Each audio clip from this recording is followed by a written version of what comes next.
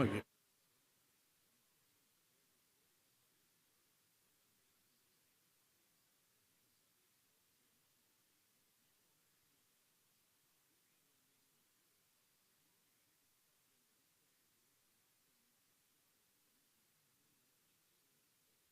All right, let's get started. More information you need. Yes, ma'am. All right. Madam City Manager, Madam Clerk. Good evening. Mr. Badura, Mr. Runyon. Here. Mr. Newman, Ms. Plow, Ms. Devine. Mr. Davis. Mayor Benjamin. Present. Thank you. Asked Mr. Cooper McBurney and Mr. Miguel Calera, Boy Scouts, come and lead us in the Pledge of Allegiance. Is Miguel still here?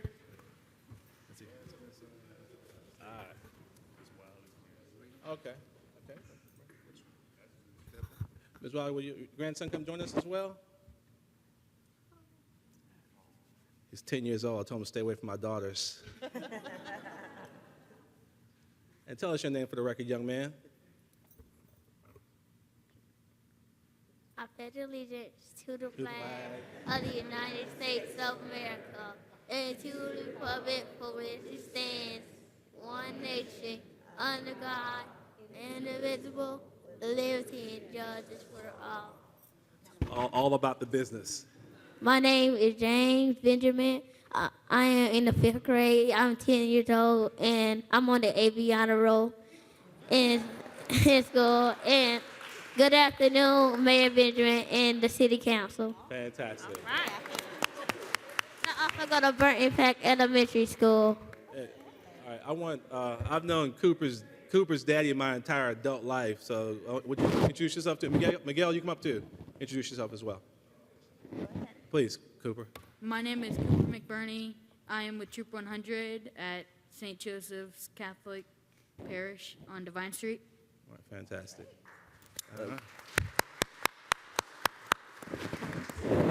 Miguel. My name is Miguel Calero, and I'm also with Troop 100. All right, fantastic.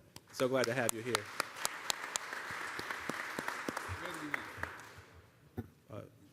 Where do you attend school, Miguel? I go to Cardinal Newman. Okay, fantastic. Chaplain, would you be kind enough to lead us in prayer? Thank you, young man. Shall we stand, please, for prayer? Our Heavenly Father, as we look around us, we see change going on around us. Seasons change, people change, we change, our health changes, our kids get older, we get older. But Lord, we thank you today that we can look to you, to a God that does not change. Your word tells us that you are the same yesterday, today, and forever. Your word also tells us that, uses the metaphor that you are our rock, an eternal rock, a rock of salvation, a rock of safety to which we can run to, a rock that also provides resource and direction. And so, Lord, I pray for this council, this city, as they make decisions, that they would seek your face and realize that you have all wisdom and all knowledge. We do put our faith and trust in you, and we ask that from this time forth that your will would become our will. And we ask this in your name. Amen. Amen. Amen.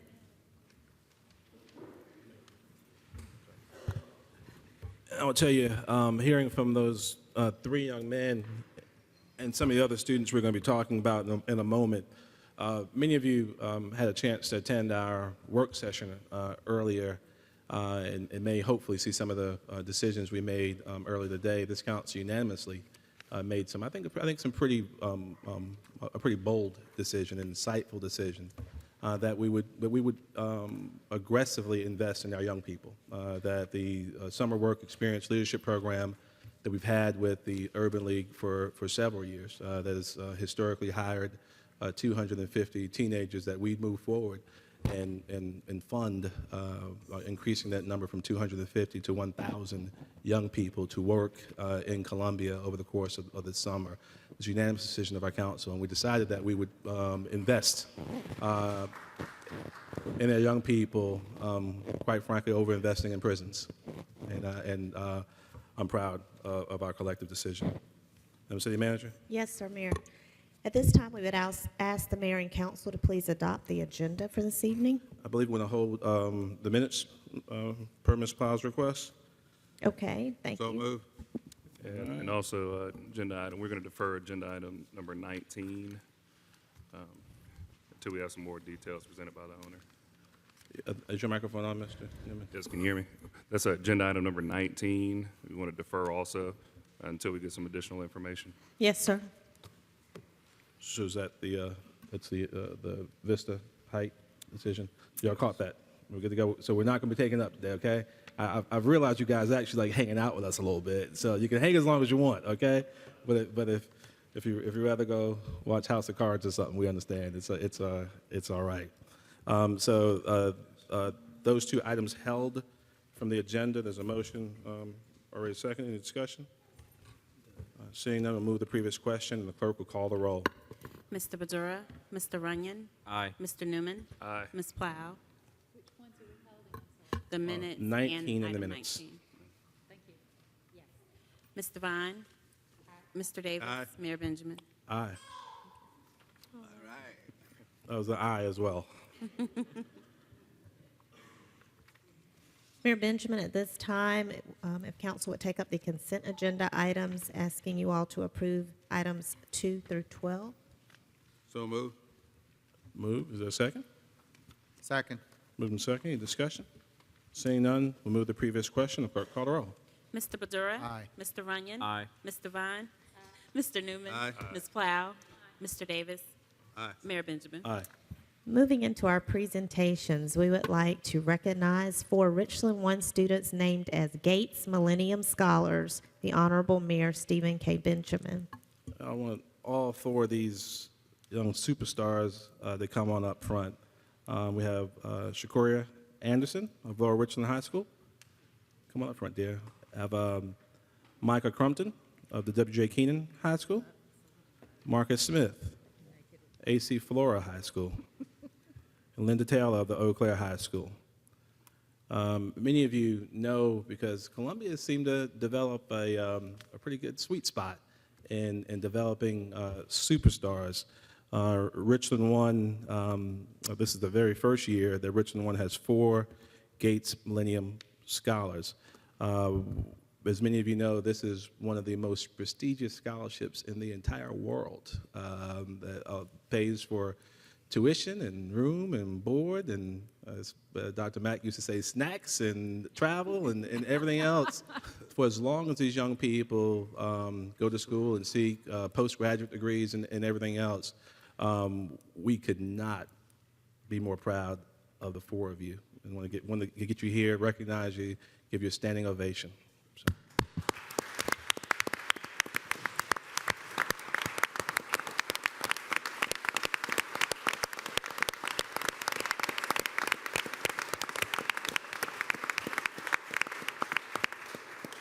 You've proven you're amongst the best and brightest that not just Columbia and Richland One has to offer, but the entire country. And I believe, like all my colleagues do, that we're the greatest and most powerful democratic nation in the history of the world. So I think you're the best the world has to offer.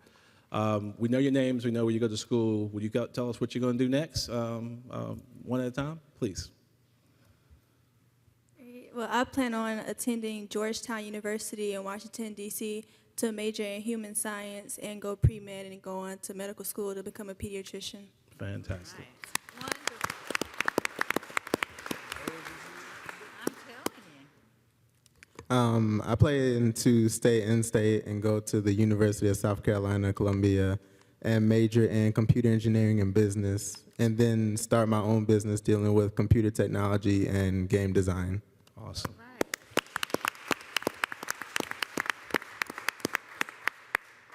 In the fall, I plan to attend the Massachusetts Institute of Technology to study architecture.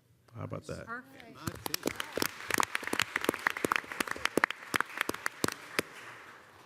I'll be attending the University of South Carolina to major in computer science, and then I'll go on to start my own mentorship focusing on STEM. Awesome. Awesome.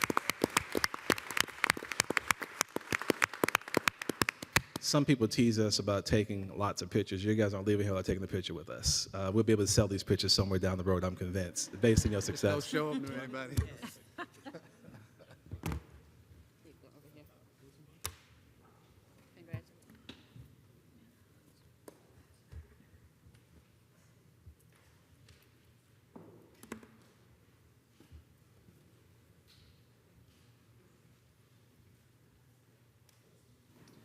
I haven't heard from them since the last time I emailed them. Yeah.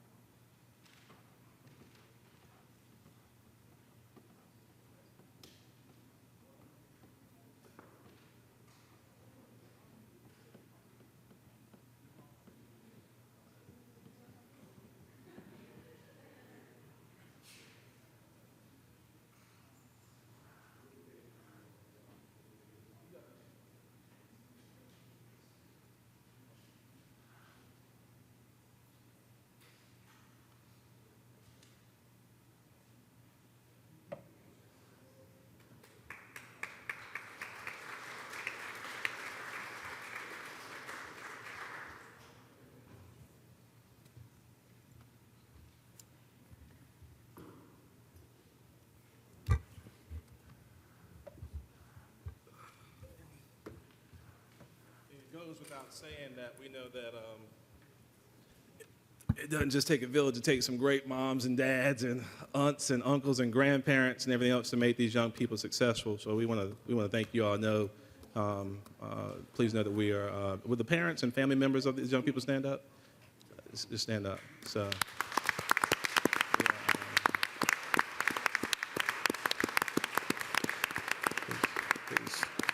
Please know that we share in your sense of pride, and we recognize that they're your children, but they're our children as well. And we're going to continue to invest in them. So thank you so much.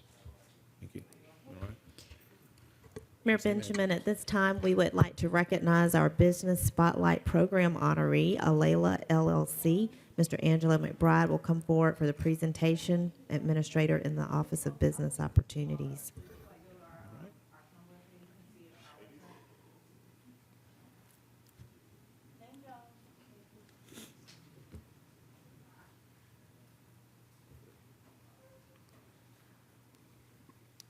Mayor, members of council, thank you all for having us today.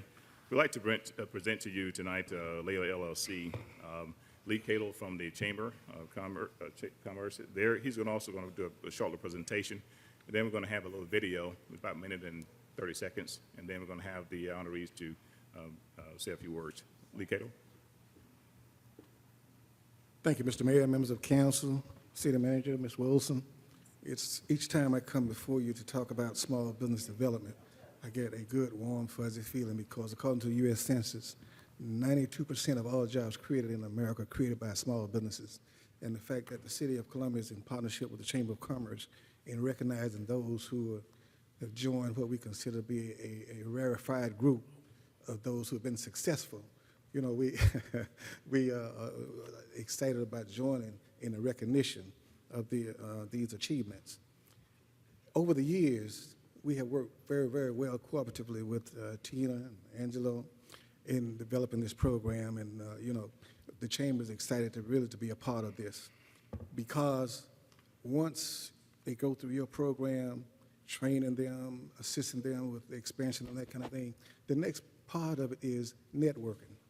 And as you know, those of you who run small businesses, you know if you don't develop relationships and networking, it's not going to work. And that's where the Chamber of Commerce comes in to be a part of that. So we are really happy to be a part of this. And in congratulating this group, I will read just a short statement here. And it says, Alala LLC was established on February 9, 2006 as a premier post-surgical support services company strategically positioned between 4 major hospitals, in which has become the focal point for women cancer survivors in Columbia, South Carolina. And Allah is a leading pioneer service company in Columbia to offer patients custom fittings for breast prosthetics, mastectomy, bras, wig, lymphedema pumps, compression garments with a unique personal approach. And Kim and Sherry. Community service contributors include American Cancer Society, Relay for Life Downtown Columbia, raising over $200,000 in 5 years, and founded the Alala Cancer Society nonprofit, led 100% by volunteers staffed by USC and Midlands Tech. Work study student and supporting Donna Closets in Charleston, South Carolina, Greenwood, and Rock Hill, South Carolina. And Alala further demonstrated community support through countless speaking engagements to support groups, students, churches, and other organizations to do research and support survivors throughout South Carolina. And Alala has been widely recognized and featured in the Columbia Business Journal, Columbia Business Monthly, National Association of Self-Employed, 20 and 40, Linnea Ryan College Profile, and the Wall Street Journal, with interviews by NPR, WLTX, WIS-TV, Watch Fox, and South Carolina ETV Radio. And the City of Columbia and the Chamber of Commerce recognized Alala LLC, a Business Spotlight honoree for 2015, and congratulates them on 10 years of service. And as a testimony in success of the program, I'm not aware of any Spotlight winner that has gone out of business since its inception. That's good to know. We appreciate that. So should I defer to you here? Right? Yes, sir. Yes, Okay. sir, if I All could. right. I would like to take this opportunity to thank the City of Columbia for paying for our Fast Track Scholarship. Thank you so much, because it helped us get organized and get our ducks in a row so that we could get moving with the University of South Carolina Incubator Program, of which we graduated the first female business. And then we stand before you today with the help of, you ready, OBO? OBO. That's how we had to remember it, because it was so hard to remember. So the OBO and The Columbia Empowerment Zone. yeah, and McBride's been very patient with us, because we keep making fun, because it's the only, when he calls, that's how we answer the phone. So, but we do appreciate all the support that we have gotten from the city, and we're in our dream location thanks to the City of Columbia. So thank you so much. Well, I certainly know that my colleagues may want to say something as well, but I can think of very few companies I've engaged with over the last 5 years that have, I think, been as closely tied to all the things that we do here and try to do at the city to kind of advance the idea that we are a great city, we're a compassionate city, we work together, not only in terms of entrepreneurship, but in terms of building social capital and caring for people. Then Alayla, you guys are awesome. I see you everywhere. You're everywhere. and you've been fantastic representatives and ambassadors for the city. I won't have any whereases to read because Mr. Cato took my whole job, but that's okay. He did all the whereases, but we're very proud of you. I know your family's here as well, and we thank you for your leadership and look forward to your long-term continued leadership to the people of Columbia in this region. So thank you all so much. Thank you. Mr. McBride? Yes, sir. We wanted to play the video right quick for the audience as well. Could you play the video, please? Absolutely. Absolutely. Yeah. Wake up.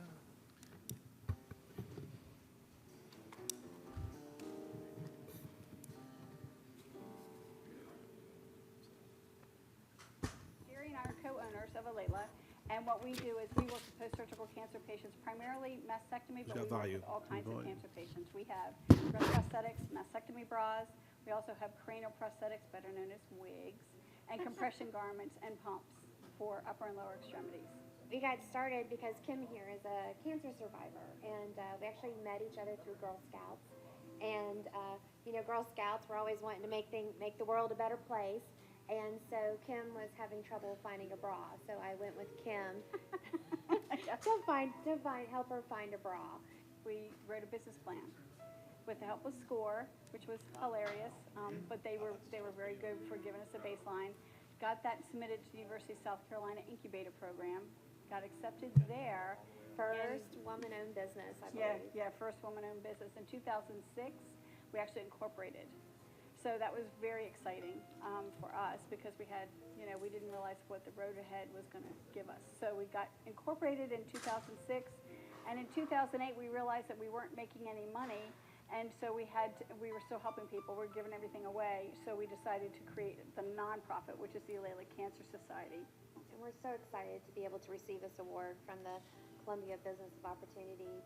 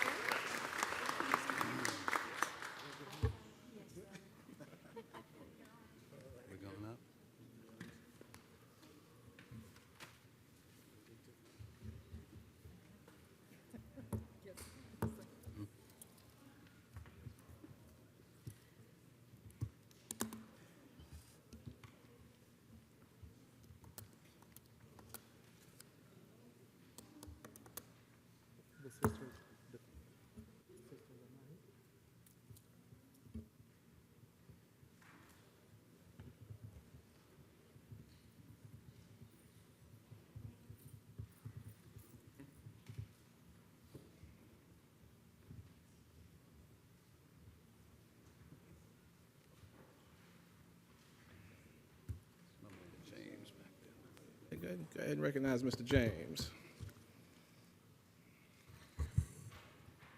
Mayor, are you ready to proceed? I just Oh, I'm wanted sorry. to say hello to Second Lieutenant James Anderson again. He's still visiting us. I don't know if he's in the hunt for a job or he just dropped me. I haven't seen him since he got his bars, but still one of Columbia's finest, and want to still trying to keep him in Columbia.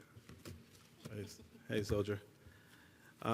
If it's okay with council, how about if we very quickly take up the resolutions in case anyone's waiting for those, then we jump into the budget discussion. Certainly. All right, items 20, 21, and 22. Do you have an appointment for transparency or no?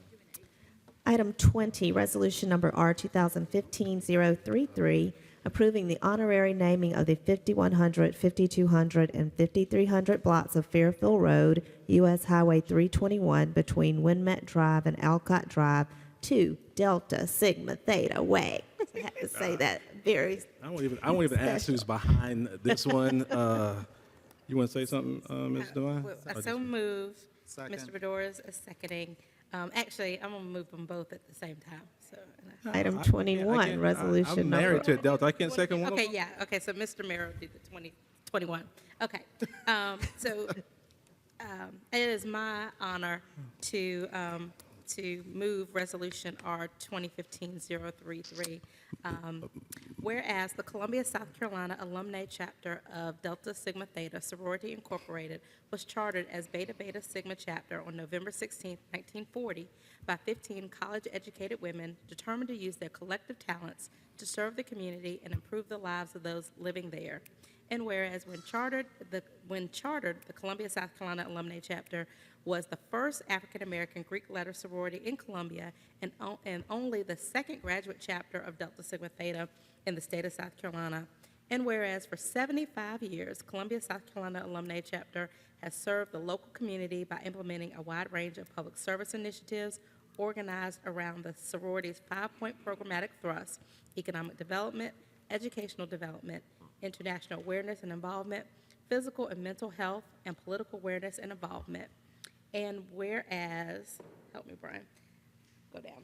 Whereas those public service initiatives have included the establishment of a day nursery at 700 Blanding Street to meet working mothers' needs for quality, affordable child care during the World War II era, operation of a thrift shop for low-income residents of the Waverly community during the 1960s and 70s, purchase of the Delta House on Haskell Avenue in 1979, and the Delta Life Development Center at 5307 Fairfield Road in 1996 to house community-oriented programs. And whereas those public service initiatives have also included Black Heritage seminars, career fairs, volunteer services at local hospitals and homes for the elderly, health, wellness, and social economic activities for senior citizens, volunteer reading programs at local elementary schools, voter registration, education and mobilization, expungement workshops, adult literacy and tutorial programs, health fairs, forums, and workshops. So those are some bad women. And whereas since 1942, the chapter has awarded scholarships to other deserving Midland students for college tuition, as well as summer educational and artistic enrichment, and will in 2015 award nearly $20,000 in scholarships. In November of 2015, the Columbia Alumni Chapter will be 75 years old, and in honor of that historic landmark, I am pleased to announce the dedication of Delta Sigma Theta Way on the 5100, 5200, and 5300 blocks of Fairfield Road. And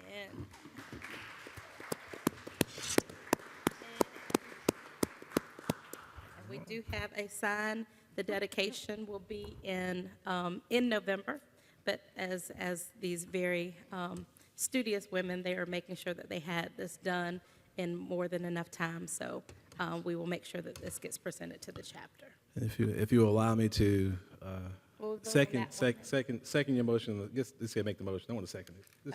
Okay. We can- I move Resolution 2015-34. Second. And that one. And we'll go ahead and take them both together. Let's take them both together. It was 33, she said? That one was 33, and then I did 34. Okay. Just asking, Okay. yeah. All right, move the previous question. Clerk, call the roll. Mr. Badura. Aye. Mr. Runyon. Aye. Mr. Newman. Aye. Ms. Plow. Ms. Devine. Aye. Mr. Davis. Aye. Mayor Benjamin. I couldn't go home and not tell my wife I voted for something for the Deltas. But certainly as a point of personal privilege, I have been a member of Delta Sigma Theta Sorority Incorporated for 22 years. And I know our city manager has been a member for 20 years. Mrs. Benjamin has been a member for 22 years, but I will say that this extraordinary sorority has done a lot in the Columbia community, and Across the world. it is indeed an honor to be able to celebrate this milestone. And a lot of people, interestingly enough, I was talking to somebody before, a lot of people don't recognize or don't understand that, especially the members, the sororities and fraternities that are members of the Pan-Hellenic Council, lifetime, or membership into Delta Sigma Theta is a lifetime commitment, and it certainly is. We work hard in the community, and I just think that this is a small token of what this city can do to recognize this extraordinary sorority. Agreed. All right. Thank you. We have what's the next item on the agenda?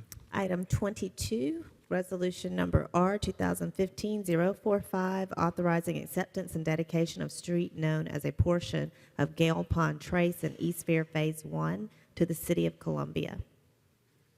Is there a motion? So moved. Is there a second? Second.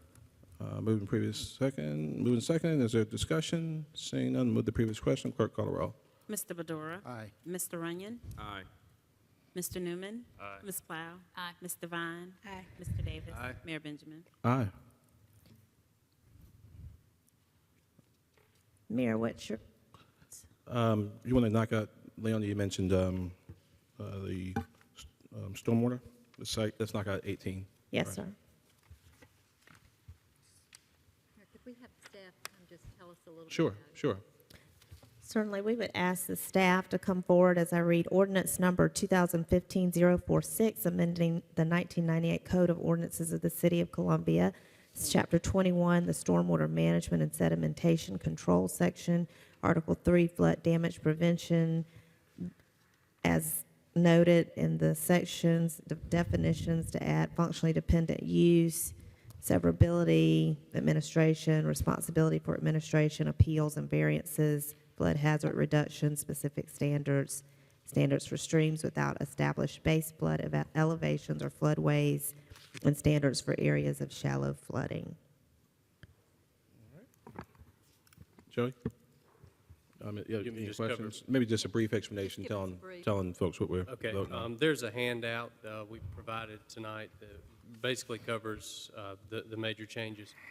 Just a little history, the City of Columbia participates in the National Flood Insurance Program that gives the residents of the City of Columbia the ability to have flood insurance. We have to maintain a minimum standard ordinance requirements that we have, and routinely we have to review these with our local representatives, and we are going through an audit right now, and to close the audit, they have recommended some minimum changes to adjust to some things that are in the South Carolina State recommended ordinance, and that's what this covers. What's not changing is we still have to maintain a freeboard of 2 feet above the base flood elevation for your lowest floor. What is changing is some requirements for one of the major ones is for properties, new construction or substantial improvements in the floodplain would not be allowed to have a basement. That would be below the base flood elevation. In other words, all livable space has to be above the base flood elevation. So that's one of the major changes in this ordinance recommendation. The other changes are not. The only other change that seems to stand out is if a property, you can go through a variance, just like any building code. You can go through request a variance. It goes before the board, the building board, to be approved. If it is approved and a CLOMAR is required, and a CLOMAR is what's called a conditional letter of map revision that you submit to FEMA stating that you are making this improvement and it's changing the base flood elevation. If you have to go through that process after getting a variance, that you would have to bond 15% of what's required in the CLOMAR. So those are just some examples or some of the major things that are changes with this ordinance change. Is there a bonding requirement now? No, ma'am. That is something new. Thank you. All right, thank you. Joey? Any other questions? If none, is there a motion on the floor? So moved. Move, Ms. Badura. Second. Second. Move the previous question. Clerk, call the roll. Mr. Badura. Aye. Mr. Runyon. Aye. Mr. Newman. Aye. Ms. Plow. Aye. Mr. Vine. Aye. Mr. Davis. Aye. Mayor Benjamin. Aye. All right, we'll take up items 15 now. I know Connie's not here. We'll get back to the Trade and Appearance Commission, but the at-large appointment, Well, who's? Libby. But that's not urgent. We'll deal with that later on. Is it one applicant? Who's, okay, we'll deal with it later. Let's get into the budget discussion. All right. Thank you, Mayor. At this time, we would like to begin the discussion of our budget ordinances, first reading. As Ms. Kaufman and Mr. Palin come forward in case there are questions along with myself, we're happy to answer those. We can go back through the presentation that we did for the public hearing if necessary, and certainly would be happy to answer any questions. Mayor Benjamin, would you prefer that I read through each ordinance individually? No, we had the public hearing. Obviously, we have several citizens who signed up to speak on the issue. Okay. But certainly, we want to respect their opportunity to have input even beyond the public hearing. And I'm sure several of my colleagues will have something to say, as will I. Certainly. So we can go ahead and set the stage. Read the title of item 15. Start.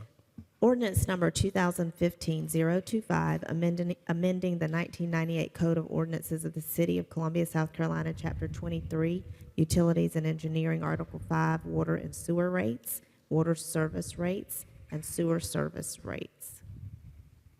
All right. Is there a motion? So move. Is there a second? Second. Moved and seconded. Discussion period. We can obviously start talking ourselves. I'd rather hear from constituents, but certainly, Ms. Blau, you can go ahead and speak first.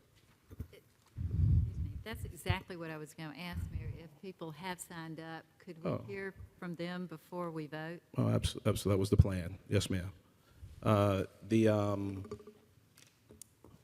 We have a handful of folks who signed up to speak. The first one is Ms. Wiley, Dan Wiley, Webcourt. And I'm not sure if it's helpful to kind of lay the foundation before folks speak or what have you, but I'd be happy to do that. And, just give me 1 second, Ms. Wiley, if you don't mind. One second. You know, we got a lot of emails, and those emails have asked people to call the mayor's office and I've gotten maybe 10 or 15 emails and several phone calls. I've tried my best to respond to each of them, regardless of the tone and tenor of the emails and some of the information that may have been shared that may be misleading to folks. And obviously, there's been a lot of talk about government growth. I want to highlight the budget that staff has presented to us.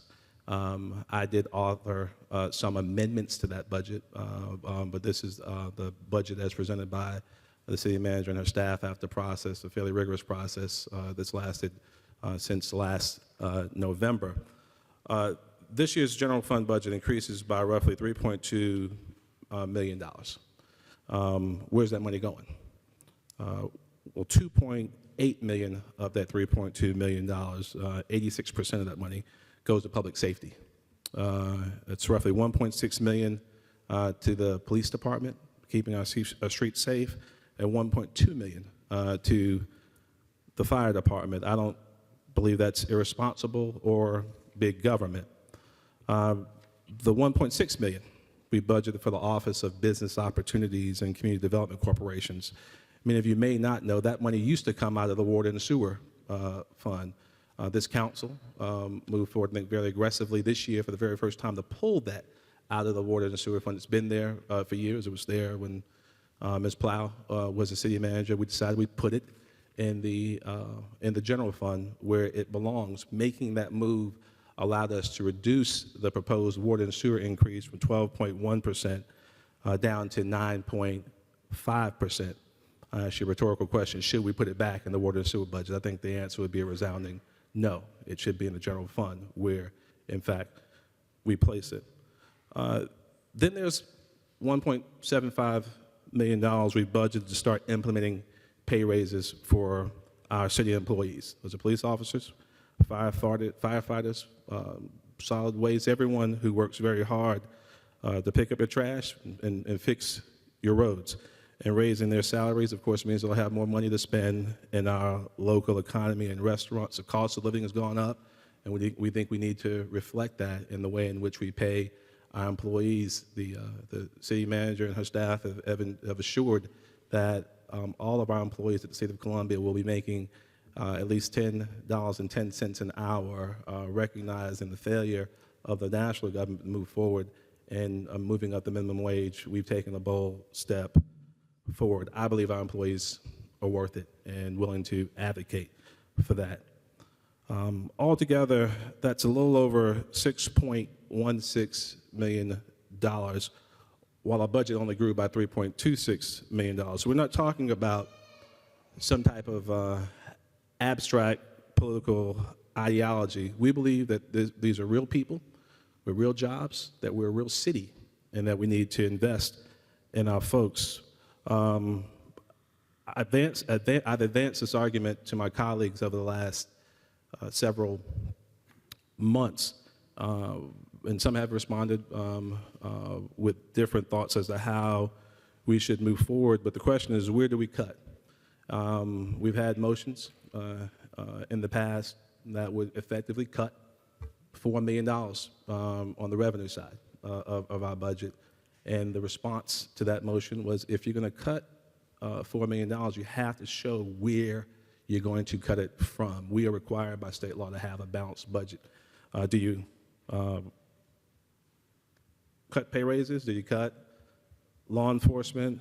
Where do you cut? And I believe that any idea that would have been advanced before this council would have been given the gravity that we give every idea raised by our folks. It doesn't take a meeting, it doesn't take a city council meeting to put ideas on the table. Do we want to cut public safety? Should we raise water sewer rates to 12.1% rather than the 9.5% we put forward?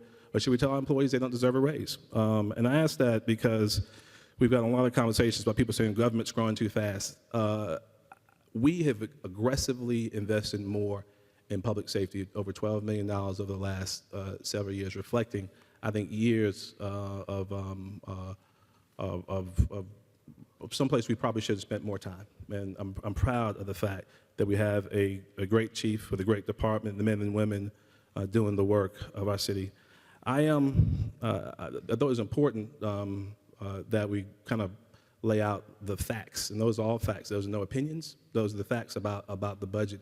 We'll get into some other questions that some of you may have regarding franchise fees and some other issues. I asked for some help earlier in producing a list of other cities in our state, some of our sister cities, our peer cities, our regional cities, and where they may be on the franchise fee issue. I've gotten some emails from some folks like Dean and others as to whether or not they feel this is a regressive tax. Obviously, we're also investing in encouraging homeowners and helping homeowners weatherize homes to help promote conservation efforts to bring those power bills down. But 5% is what we've proposed. I would have you know that just in this state alone, Greenville's at 5%. Charleston is at 5%. Lexington is at 5%. Rock Hill is at 5%. Myrtle Beach is at 5%. Spartanburg is at 5%. Florence is at 5%. Goose Creek, Mount Pleasant are at 5%. We're not an outlier here. We are trying to get to a point where I believe, just as we've aggressively reduced the water sewer transfers in this budget, and some of you have copies of our budget documents, but they'll show you, and some of you have seen this chart. If not, we can make sure you have a copy before you leave here, how our transfers from the water sewer department have gone down every single year the last several years. We were dropping it by $250,000 a year, and now I guess we're dropping by $1.5 million, so $1.4 million in 1 year. We have to get to a point, and the franchise fee plays a role in that, as well as some of the dramatic growth we're seeing in our city, increasing the tax base, where we get those transfers down to zero. Just 13 years ago, you look at fiscal years 2001 through 2004, where the water sewer budget was much lower, the transfer was much higher, and we weren't investing in the system the way that we are now. At that time, the transfers were about 6.9% of the water sewer budget of a much lower budget. And again, we weren't investing in the system. Your city is now investing aggressively in the system. We started before we entered the consent decree with the Department of Justice, and we'll continue. And at the end of the day, we'll have a modern infrastructure that this entire city can be proud of. But I would encourage all of you, as we come up front, let's make sure, and I obviously want to hear, we all want to hear from each and every one of you, but we will be doing some fact checking here today and making sure that we all know exactly what the facts are and our collective history in addressing these facts. This process has been transparent, it's been open, it's been engaging, multiple presentations over the last 9 months. And I say that all because I'm somewhat distressed at some of the misleading information that I've been seeing seep out via emails and snail mail. I think we can do better. We can all do better. And this is an effort to try and just kind of lay out exactly where we is. And I say that as someone who owns a significant portion of what's before you right now and has supported it. Ms. Wiley. Good afternoon. I want to thank the mayor and the city council and Ms. Teresa. First, I want to tell you thank you for, I heard that you got president of the mayor's thing. Yes, ma'am. I'm accepting congrats and condolences. Thank you. My issue is, I got a call saying that they had a meeting about the water and sewage. And, you know, asked me why I wasn't there. And Ms. Leona Plow, they called your name out a lot. And then I got this in the mail about the water and sewage is being raised because of the baseball. The baseball, this was sent out. The baseball team is already here. Leave that alone. As far as the water and sewage, we know we need improvement. I have brought water to you, Ms. Teresa, and you know that, and told her how it was at my home in Belvedere. And if you don't fix something, all of you have houses, if you don't fix something at the time and keep letting it going on, it's going to just keep busting, corrosion, and everything. So, and then when I went home today, I got the raise for the water, and it's not bad, $4.99 a month. And this came from the city, $4.99 a month. The electric bill is going up too. As we get older, if you don't fix something, it's going to get worse. It's going to get worse. So to me, I'm on a fixed income. $4.99 a month is not bad. I paid $3.50 for the electric company to drill just in case I have a problem from the house to the road. So that's not too bad. And I'm on that water board. And just like I told the people at the water board in the meeting, if you start out with a small amount, it's not too bad on the citizens. But if you just come out and just jump out, they're going to get upset. But this was really upsetting to me. The money that they paid for this to be mailed out, they could have used that money to help with the water and sewage and electric, whatever. But the main thing was you, Miss Leona Plow. And they asked me why I wasn't at the meeting that they had. I don't know what meeting you're referring to. I don't know, because I wasn't there, but, you know, I wasn't there. Just for clarity, the only meeting that I hosted with Councilman Madura for our two districts. Mm-hmm. And that was not just on water and sewer, it was about the budget in general, But, you know, we're the capital city, and the main thing is we should be first with everything instead of talking about Spartanburg and, you know, Greenville and all that. We're the capital. Don't let nothing slide again. We already done let the football team go. Now it's the basketball team. I want to just put that out. You know, I'm serious. It's time for us to get on board. Leave the old stuff alone and go ahead and start fresh now. We got a mayor that's opening up Columbia, city manager that's opening up Columbia. I've never been downtown as much as I've been now. I'm enjoying myself. You know, I am. But $4.99 a month. I'm having a breakdown. They got it on here. $4.99 a month, or either a quarter, $14.97. Thank you. Quarterly, and $59.88 a year. That's all I have to say. Ms. Wiley, thank you. I think the clerk forgot to get the clock going this time. But Ms. Wiley, thank you, and thank you and all your colleagues earlier for your help with the RFEI. Yeah, Took a lot of your time. I'm telling y'all this. I don't come down to these meetings just to look at y'all. I want to see what's going on. I told you I will be here every time there's a meeting. You know, this is concerning me. I'm going to fix income too. But thank you, you know, and y'all doing. But again, thank you. Thank you, Ms. Wiley. Thank you again. Ms. Wiley served as one of the citizens on our review committee for the request for expressions of interest in how we handle public-private partnerships with our water and sewer system. I want to thank her for her work there.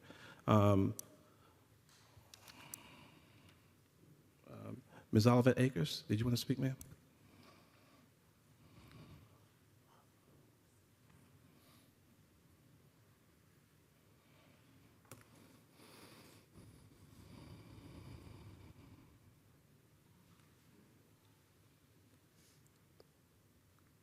Good evening, everyone. Good evening. I'm Olivet N. Akers, and I am definitely a citizen of Columbia, South Carolina. And to all citizens and leaders of Columbia, South Carolina, I really feel personally that there is too much money being spent on newer inventions and a lot of other things. But there is so many lacks concerning the needs for the people, other than beautification, new inventions, education. It's a lot of other things that needs to be really taken care of, other than those things. And there seem to be some problems with handling problems and different type of thing about relationships and being able to live and have a fruitful life and to live harmonious with each other and to have presentable and good relationships.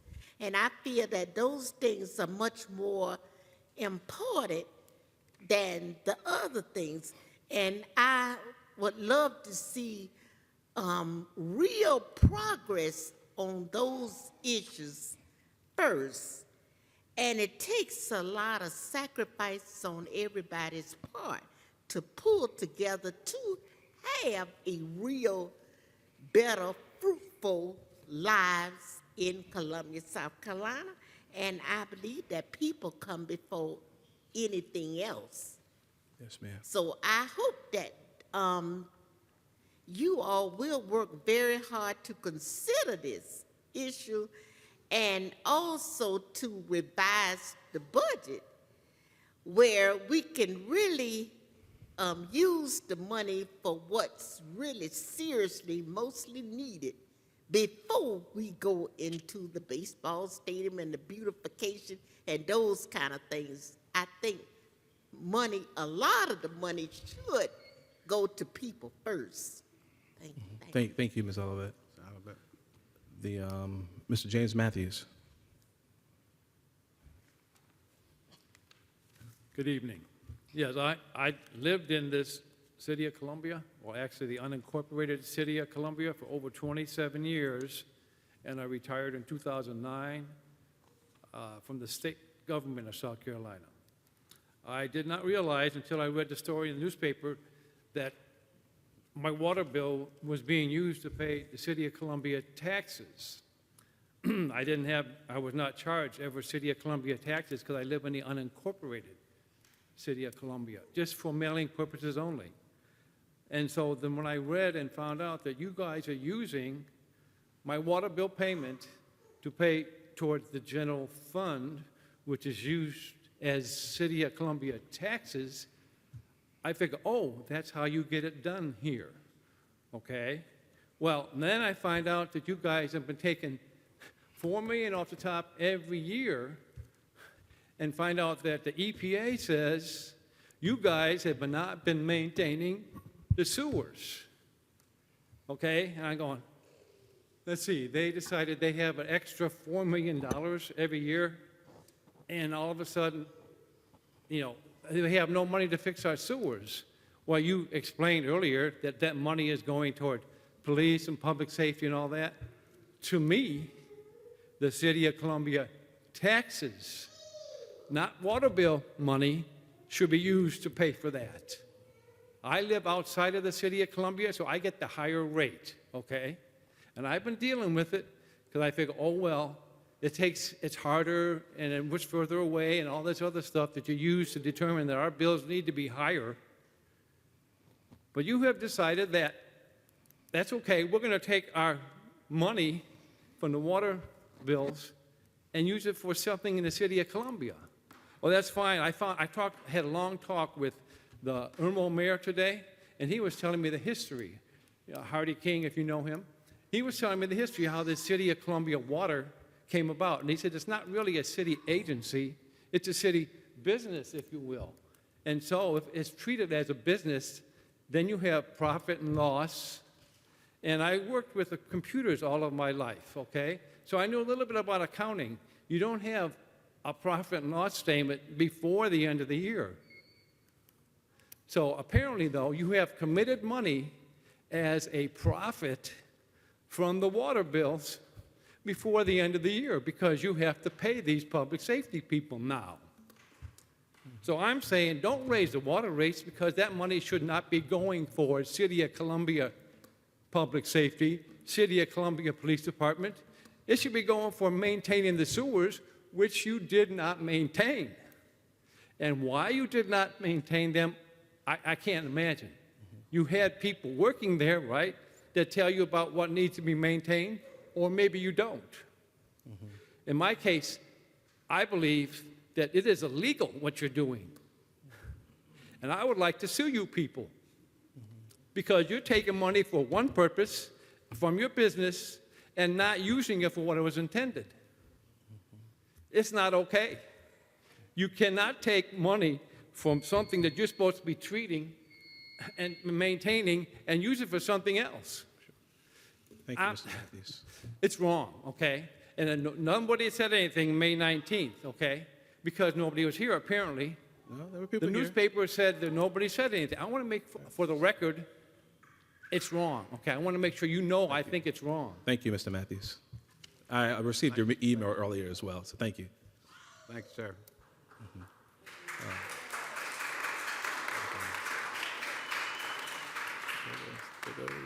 There goes the clapper.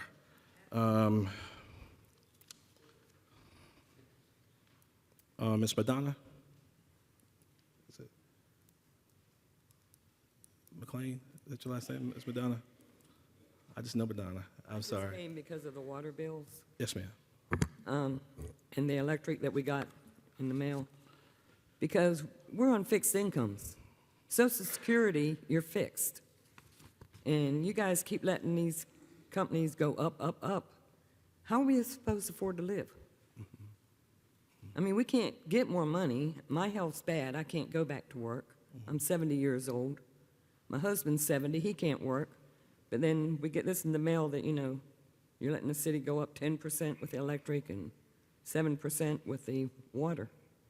What are the people in Columbia supposed to do? I mean, it's really wrong when you see all this other things. Now, the city of downtown, that's wonderful what's been going on. But we don't feel like you guys are watching out at all for the people, especially the elderly. Yes, ma'am. And it's a problem. And one day you're all going to be old too, so you'll know what I'm talking about. Thank you. Thank you, ma'am. Thank you, ma'am. I believe this says, is it Vernwood? I can't really read it very well. Okay. It's Barbara Jefferson. Okay. Do you care to speak, ma'am? Do you care to speak? Oh, I'm sorry, Ms. Vera Wood. I'm sorry.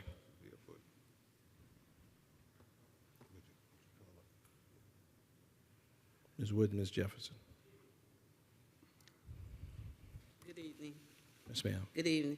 My concern is about my electric and water bill. I am retired.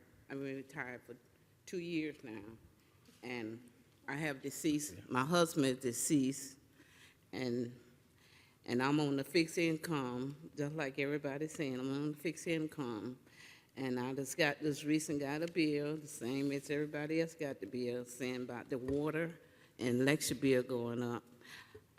My concern is about my sewage bill. On my water bill, I'm paying sewage bill. And then I got another letter saying I'm gonna pay another sewage bill for $5.95.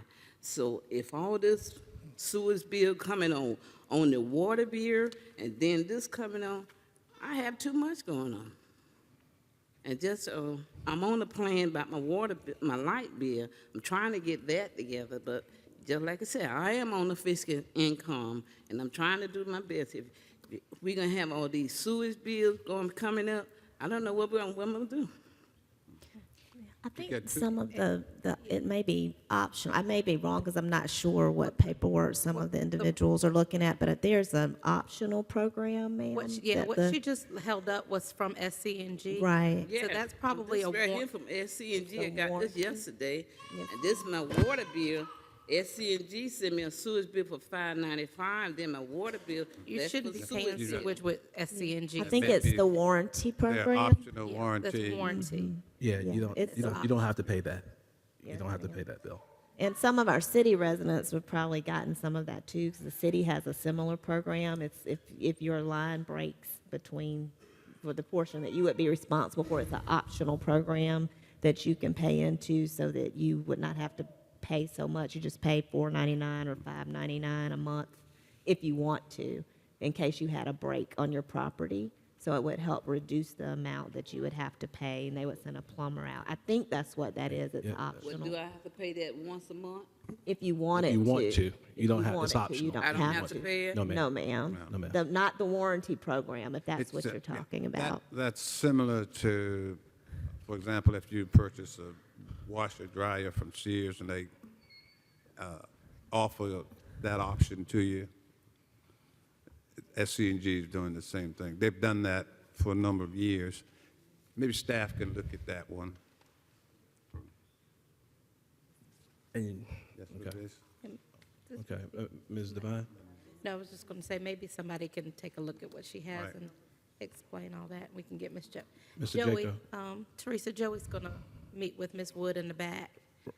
And, Right now.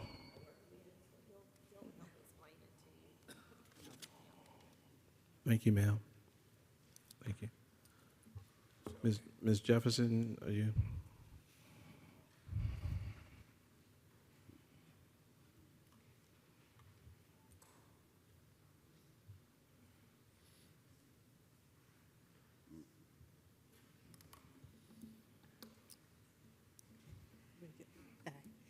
I own a fixed income myself, and also I'm retired. Yes, ma'am. And my husband is 62, and I can afford. And I can't afford all this going up and going down myself. So that's why I have to set back the light bill and water bill. Because I'm in a fixed income and my husband's ceased and I can't afford no more animal welfare. Yes, ma'am. Thank you. Thank you, Ms. Jefferson. We have a couple other, actually 3 more folks who signed up to speak. I did want to, the appeal made by Ms. Madonna and Ms. Akers and Ms. Wood, Ms. Jefferson, and Mr. Matthews. I mean, it's important to note, Mr. Matthews, when we're listening, we're just listening. It becomes very difficult, as you ask questions, even if those questions are rhetorical, to respond without elongating debate, not having other citizens speak. So I want you to know that we're digesting what you're saying at the very same time. I tried to reply to all the emails and everything. I didn't want you to think we're just kind of looking at you and not being prepared to respond. The issues that you raise are many of them are very legitimate issues, and some we may disagree with on issues of policy, and we've had those discussions here at the council, and we've got 7 of us, and you probably got 10 different opinions on the issue of the water and sewer fund. Whether you live in the city or not in the city, charge more rates, whether or not it ought to be a profit-making utility of the city since it serves 2/3 of our customers outside of the city's corporate limits. There's no right answer to that. The one right answer that I think you very much zeroed in on is that the city needs to get to the point where we're in a very unique place as a capitalist, and you worked in state government, where a significant majority of the city's real property is not on the tax rolls in the city. With state government here, Fort Jackson, a significant nonprofit center in the hospitals and other federal investment that men like Strom and Fritz and Clyburn and others have helped to bring here over the Floyd Spence over the years. And as a result, the tax base that you normally see in a city our size, in cities like even High Point, North Carolina, is a much larger tax base. So what we've been trying to do very deliberately over the last several years is to continue to build the city, add real property tax base, but at the very same time moving the water and sewer transfer down gradually. That amount was $250,000 a year. This year, we dropped it rather precipitously. No, I'm going to finish. To the tune of $2 million. I'm not asking you to agree with me. I'm explaining it to you. Okay. No, well, I'm going to tell you. I've been here 5 years, and I will tell you that for the vast majority of the time that we've been here, we spent well over $100 million a year, or we've devoted $100 million a year to not only upgrading our system, expanding our system, and building our system. This is a very important point that we very rarely talk about, to meet the EPA's new guidelines.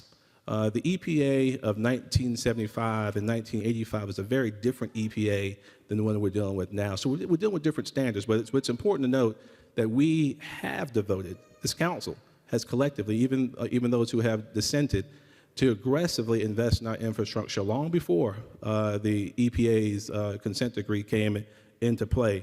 I can't speak for every previous council, none of us can, but I can show you, and I'd be happy if someone would give him a copy of this chart, and you can share with whoever, the amount of the transfer and the amount of the transfer as a percentage of the general fund and the water and sewer fund is down precipitously. And I don't use that word loosely. Precipitously and significantly over the last several years, and certainly over the last 10 years. We will always disagree philosophically. I don't think we'll ever have unanimity on this council as to whether or not that is the best way of doing business. What we are doing is we've added several $100 million to the tax rolls. That tax base will add significant increment to our school district, to our county and our city collections, and I believe that in very short order, we will be in a position where we won't have any transfers from the fund. The transfer that we approved in the resolution that all of us, with the exception of Mr. Runyon and Ms. Plow, Mr. Badura even voted for it when I first presented it, stated that the $4 million transfer was no more, general fund transfer was no more. that this year, that we will only do a transfer to support our public safety initiatives, and that prospectively, we will review that transfer every single year. If our tax collections and budget collections indicate that that type of a transfer is not necessary to do the work of the people of the city, we won't transfer anything. But it's important. I was trying to make sure that you didn't think that we were ignoring what you had to say. I'm not sure why I chose to say that after Ms. Jefferson. We have Mr. James Williams, Mr. Dean Slade, and then Mr. John Bookhart to speak. Mr. Williams, you want to speak, or you just want to sign up? Sure. Yeah, please do it at the microphone.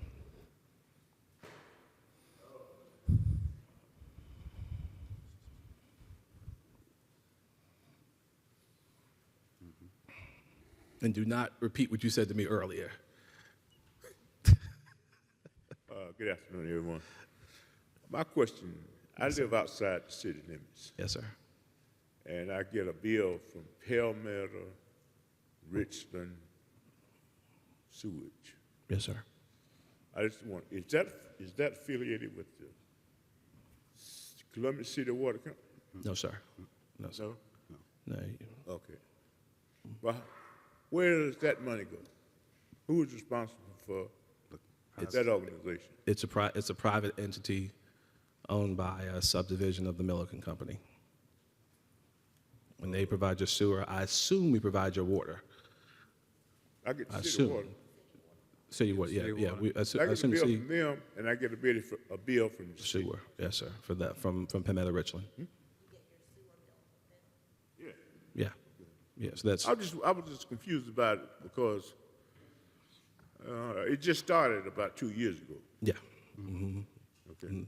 And that was the point. That's about the time they purchased. We sold a portion of the system, and you may have been in that portion of the system, and that money went back into the water and sewer fund. Is it tax deductible? I don't know if it's tax deductible. Mr. Dean Slade, and then Mr. John Bookhart. Mr. Mayor, Council, I appreciate this opportunity to be able to speak. I really think that when you look at the numbers, it would be much more affordable for us to pay more in our water than it would to be paying in our franchise fees. Is that a 12% increase in standard water bill, which is approximately $22, would be an extra $2.50 a month. An increase of 2% on an electricity bill, which is about $200, is $4 a month. So not only are we going to take an increase in our water bills of, 8 or 9%, but on top of that, we're going to take a $4 a month increase in our electricity bills.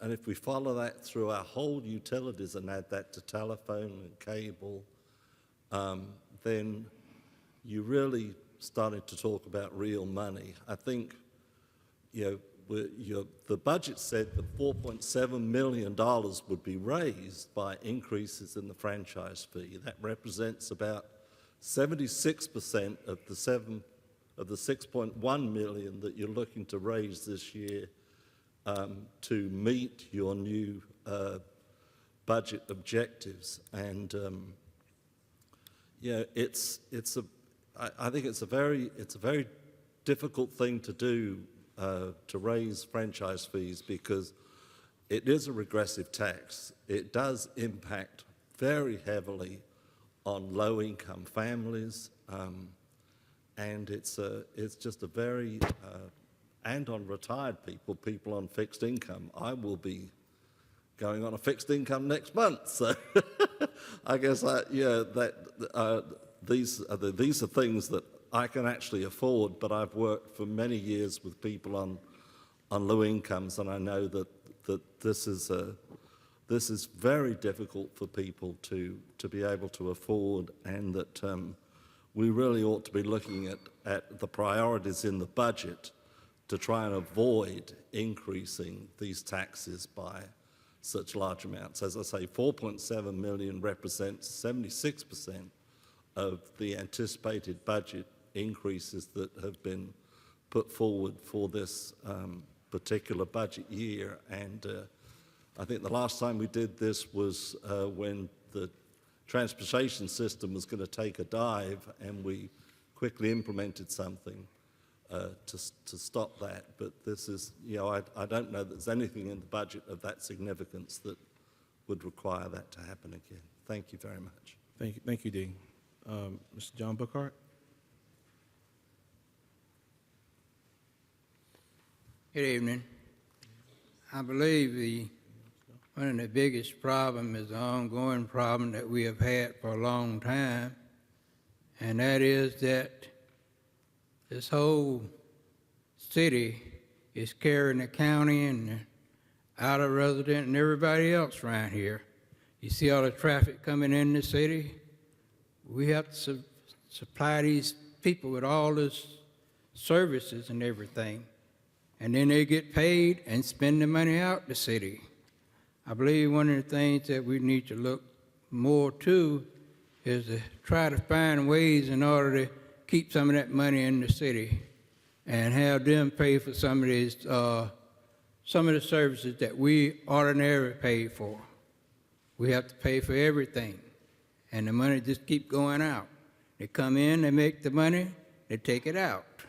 So that's what I think we need to look at, more of trying to keep some of that money into the city. And I believe some of the things that you have done, you have better, like you've done some work in the city. You've done, put more companies and more restaurants and everything in there. That's one way to do it. And I believe you have improved in some ways, but we need to look to ways of trying to keep some of that money into the city. Absolutely. Thank you. Absolutely. Thank you, Mr. Bookhart. Thank you. Beg pardon? Thank you. You're welcome. All right. Further discussion, council. Ms. Blau. Mr. Mayor, the item that we have a motion and a second on deals with the increase in the sewer rates. I guess this is more of a question for the staff. Does this ordinance also allow us to approve the water and sewer budget and the CIP associated with water and sewer? Yes, ma'am. And so by the vote on the sewer rate adjustment, we are also approving our water and sewer budget, the 9.5% increase in water and sewer rates for in-city, and I guess slightly higher outside, and the $2.7 million transfer into the general fund. Yes, ma'am. Thank you. Mr. Badura. I know we've talked about a lot of discussion about the water and sewer, whether it's 9.5%, whether it's 5%. What concerns me about the proposed 9.5% is almost $5 million out of the money that we generate on revenue. It's going to lost revenue projected for this fiscal year, and the other 5% or $5.5 million going in the next fiscal year. I don't think that's the proper way that we can we budget or we look at how we generate revenue. For that reason, I don't think I can support this water rate increase. Thank you, Ms. Badura. Ms. Devine. Well, I wanted to thank everyone for being here and speaking, and certainly the folks that we got emails from. I think my comments are really going to address all three, 15, 16, and 17.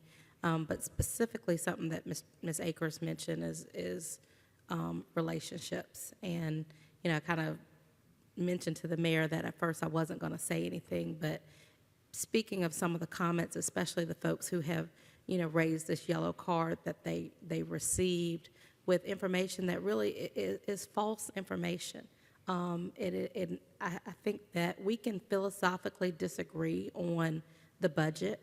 I've been on councils before where we've had split budget votes, and it's not been personal. it's just been, we philosophically disagree. And I can respect if you don't agree with raising a rate or transfer or something in the budget. And having a discussion on that issue and why you disagree with it is one thing.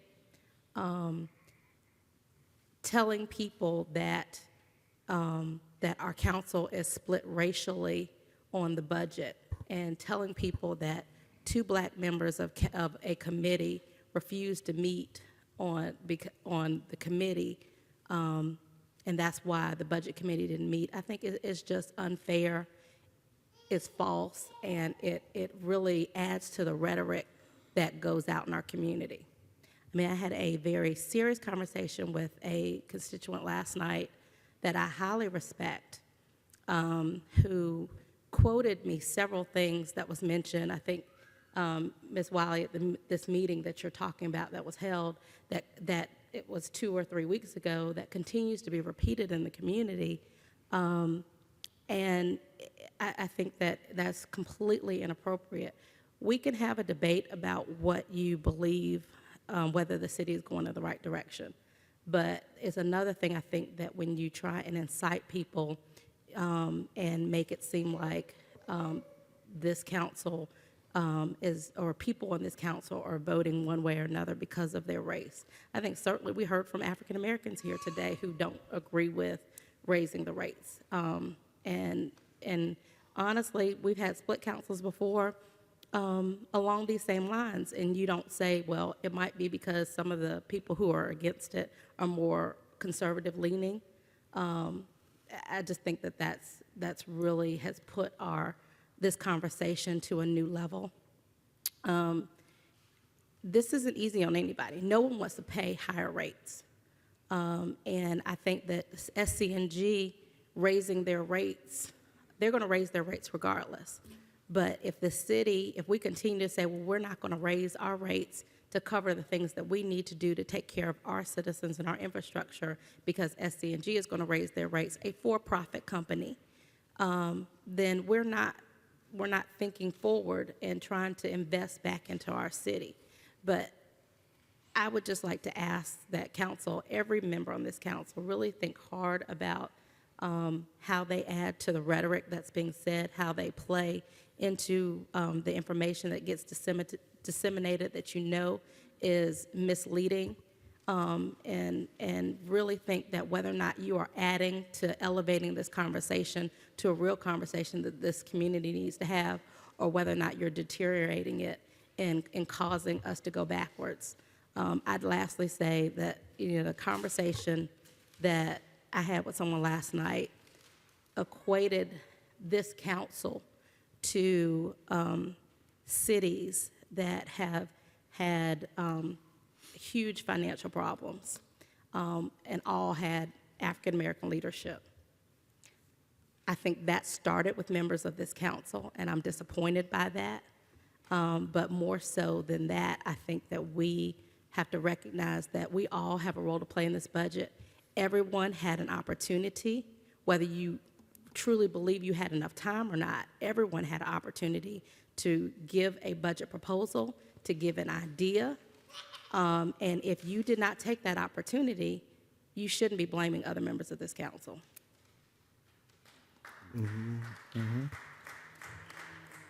Mr. Davis. Let me say this. I've dealt with several budget situations, and we've had to make sometimes razor-thin decisions in terms of how we're going to meet the needs of the city. We all know, not to be repetitive, but Columbia is the capital city, but Columbia has a very extreme challenge, unlike some major cities in this state. We have a revenue deficit because of the proportion of properties and other entities that do not participate in the revenue stream. That's a fact. It's not an excuse, that's a fact. But how do you make up for that? we've gone through the process. I've participated in the process. I've thrown out a few suggestions. It was a give and take. One or two positions I still would take, but it's not the will of the council. But remember, we also listened to the staff. We gave the staff the responsibility to look at the items, look at the issues, look at the consent decree requirements, and tell us and bring back to us what we need to do to meet that, to stay in good stead with the feds, but to put in place a system that this city would be proud of. It's efficient, and it also would reflect what the citizens expect of us. It's not easy. The increases, if we just take the water rates, I would invite the persons who may disagree with us, do the comparisons of like cities in South Carolina, in North Carolina, even Charlotte as an example, and the water rates up to this point, although they have not been increased in large percentages over the years, they are still competitive, and they're less than a number of those cities. So we'll continue this discussion, but I don't want anybody to think that whatever the bottom line and the final vote's going to be has not been taken seriously. And we've been in this territory before, even with this franchise fee increase. And the commitment at the time was that if the goals were met, we would repeal it, and we did that. Mm-hmm. So let's continue to talk, but I'm asking that you take a look at how we got to this point. I'm asking that you also give the staff the credit for giving it their best shot based on what the realities are and bringing us something that we had to take a serious look at and debate. Thank you. I don't think so. And before we move to the previous question, there are also some comments that were made that I think it's important for folks to note, because oftentimes you'll say things and that narrative becomes the reality. People start believing certain things. This year, the City of Columbia received from the Government Finance Officers Association a Certificate of Achievement for Excellence in Financial Reporting. 7 years straight, no real property tax increases in the City of Columbia. The city's reserve funds hit hard during the nation's financial crisis, fully restored. We've had our credit rating upgraded by Standard & Poor's and by Moody's. We've saved taxpayers tens of millions of dollars through bond refinancings. We've given our city employees their first cost of living increases, and we're going to work on this comp and class issue.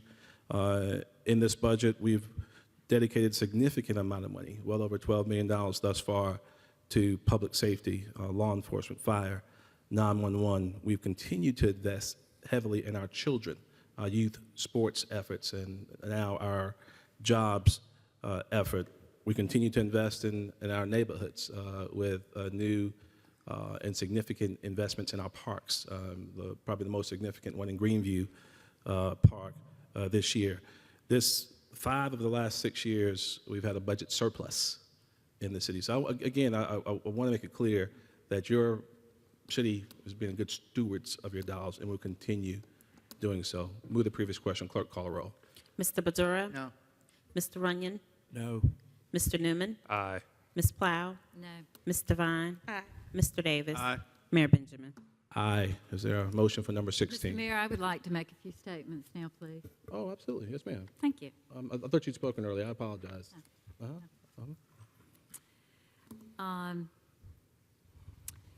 Is this on item 16 or just general statements?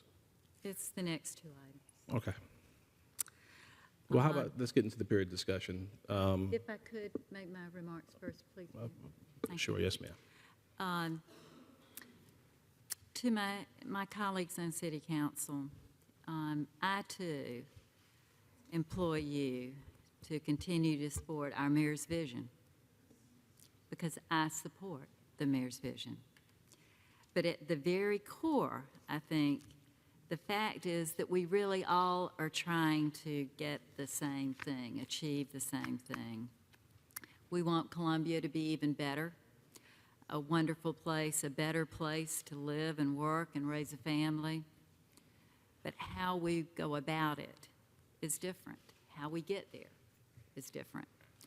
I think now, this very moment, is the time for us to reflect on a more dutiful method for achieving the mayor's vision. I realize that the city has already committed significant money to the Bull Street development to the tune of $31 million. And we've already committed to the baseball complex to the tune of probably around $30 million. And that we are looking seriously at a new basketball complex as another visionary thought.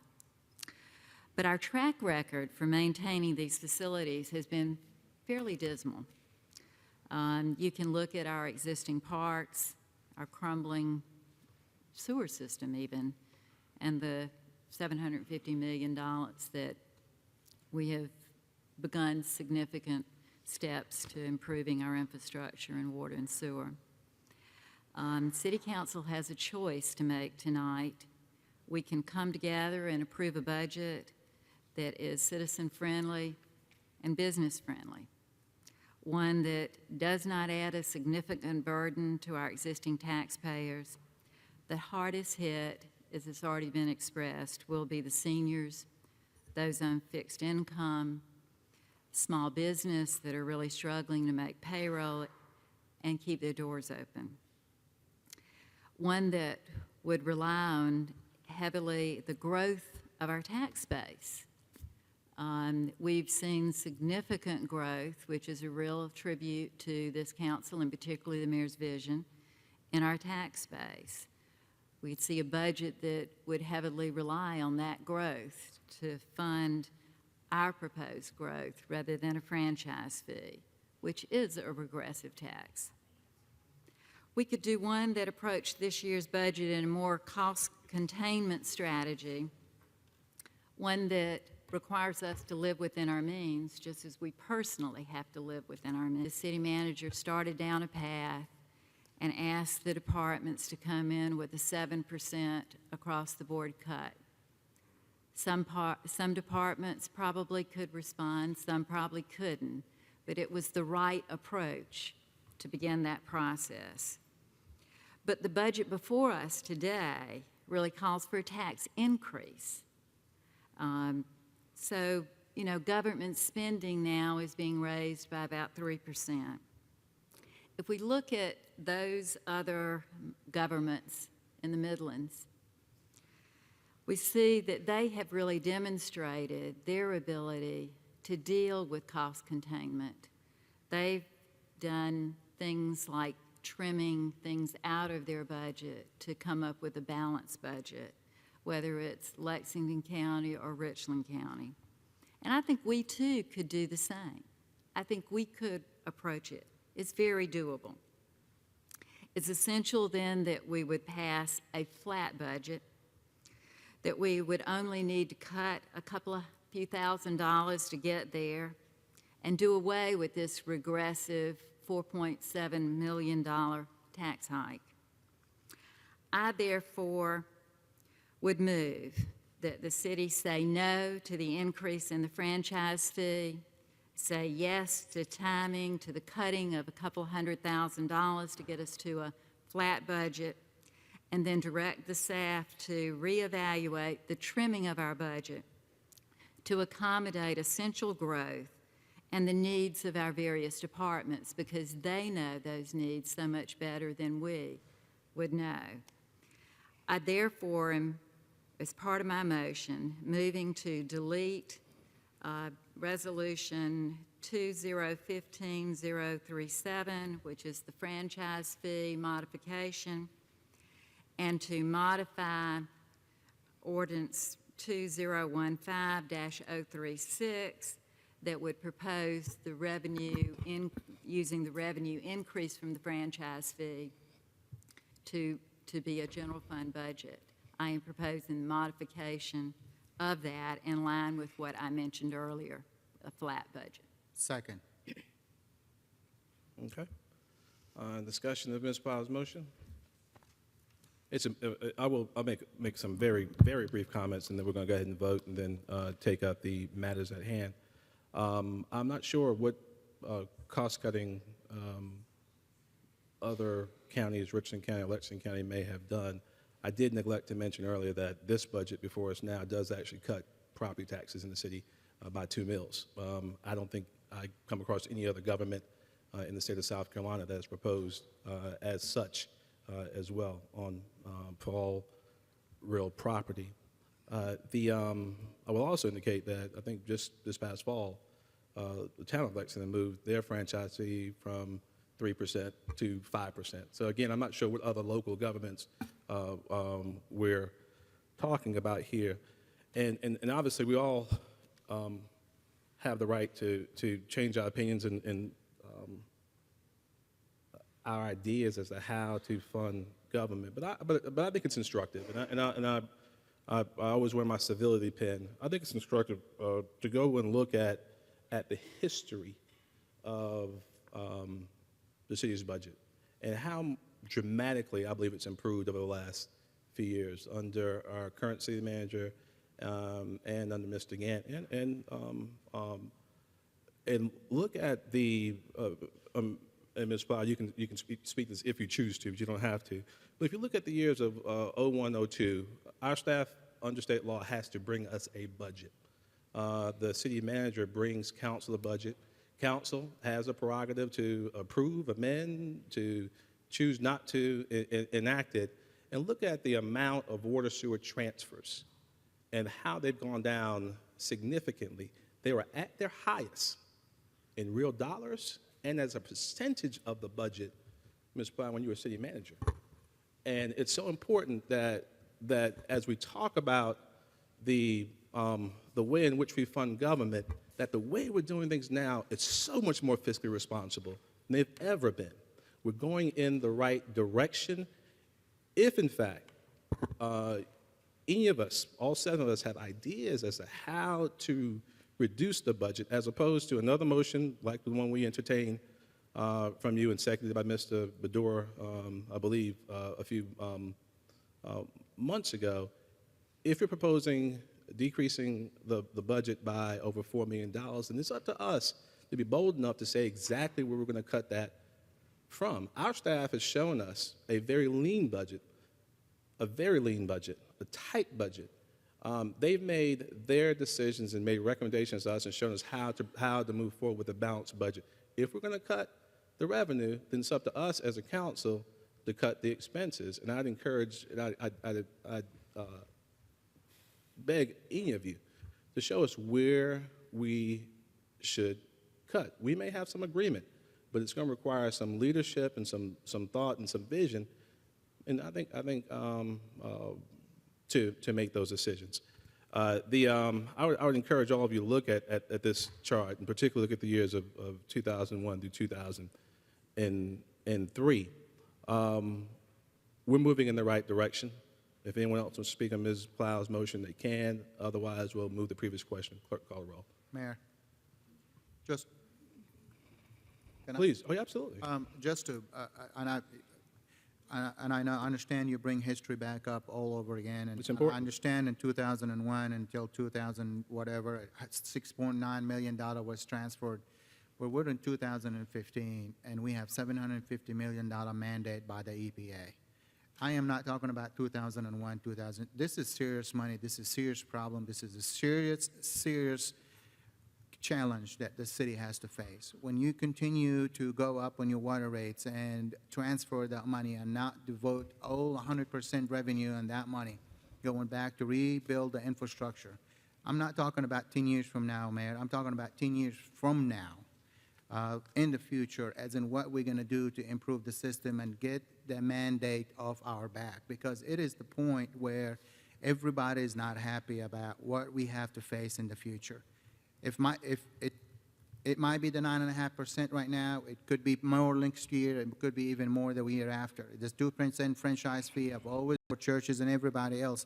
And yes, I propose another idea for you. This council could take in my idea and explore with it and venture and get answers as in a week or two. But we chose to take it slow and think about it and get more research and more statistics about it. So please, don't accuse this other council member. You lost me to there, come Mr. back. Badura. Please, Mr. Mayor, let me, we have brought other ideas and other angles and other motions to this table to slow down the increases, whether it's in franchise fee, whether it's in water and sewer water rates. We've done everything we could. We've done everything we could. Yes, the only power I have right now is to say no, because I don't know what else I can do to talk to anybody in this council about what we can do to elevate the spending and elevate this budget and think of new ways to come up with generating revenue. It's easy to go up on water rates. It's easy to go up on franchise fee. It's easy to go up on the fee. Mr. Runyon. Aye. Mr. Newman. No. Ms. Plow. Aye. Ms. Devine. No. Mr. Davis. No. Mayor Benjamin. No. Move item 16, ordinance 2015-37. Is there a second? Second. Ms. Plow? I just wanted to clarify, because I guess I was a little surprised when I read this document on the franchise fee, that the franchise fee is going toward public safety. The transfer from water and sewer, the $2.7 million, is going to public safety. So we must have a growth in public safety of $7.2 million. Am I right on that, Mayor? I mean, it's the first time I noticed that this ordinance actually has the transfer fee going to public safety.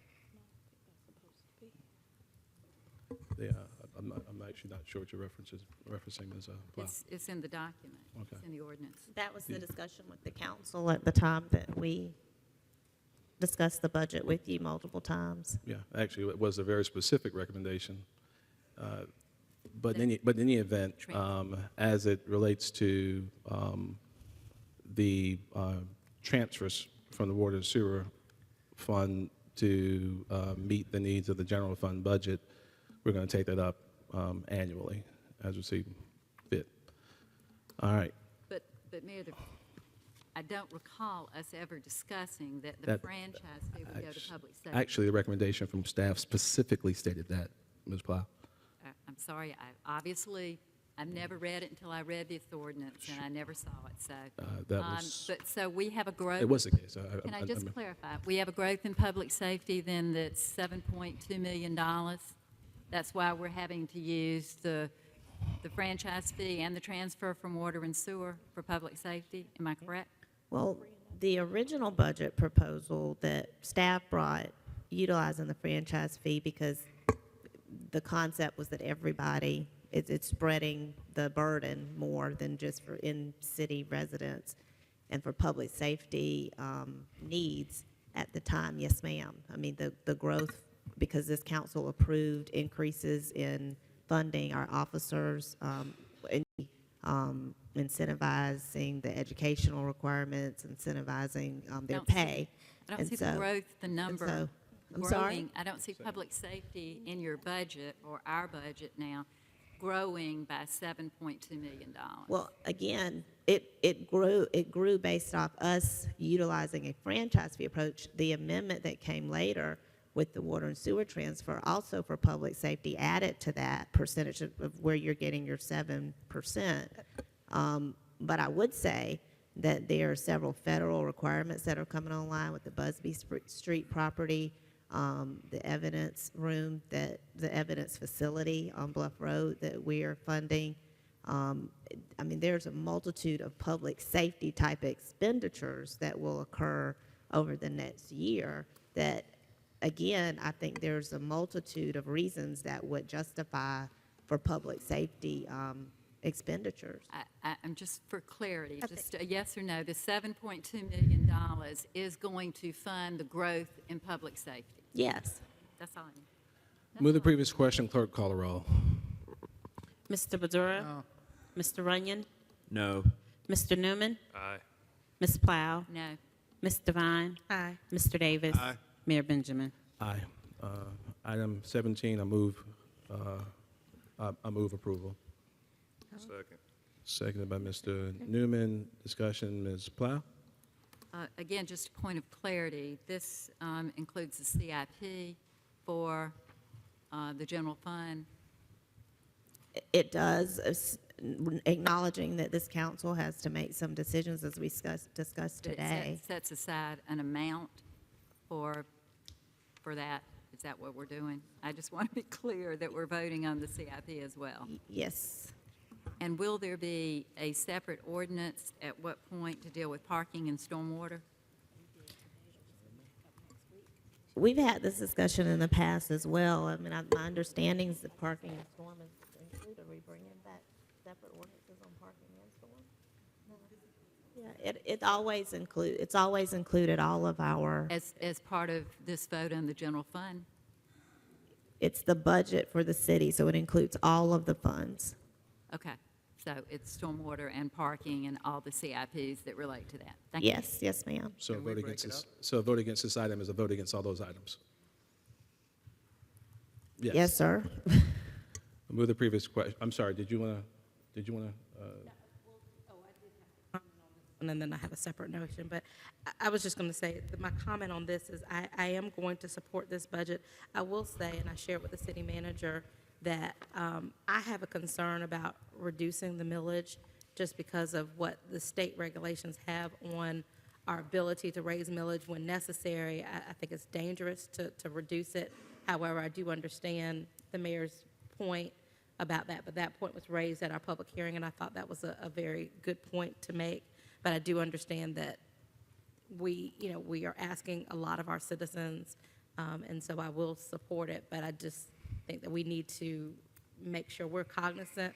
We have had some growth over the last few years, and we've actually legally been able to raise the millage, but we have not, and I don't see us doing it in the immediate future, but we do need to understand that we don't want to get boxed in as a city, as we talked about annexation and other things, as we hopefully will grow our city, but we just need to be mindful of where we are with our millage.